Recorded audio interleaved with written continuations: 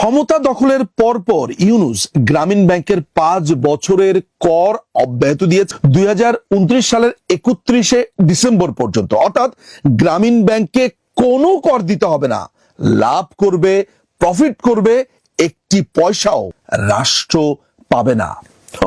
অনেক খরচ হয়ে গিয়েছে তো 5ই আগস্টের জঙ্গি হামলায়, একটু উঠিয়ে নিতে হবে না। এরপর 666 কোটি টাকা গ্রামীণ কল্যাণের, যেটার সে চেয়ারম্যান, অর্থাৎ ইউনূস গ্রামীণ কল্যাণের চেয়ারম্যান, 666 কোটি প্লাস টাকা সে কর দেয়নি।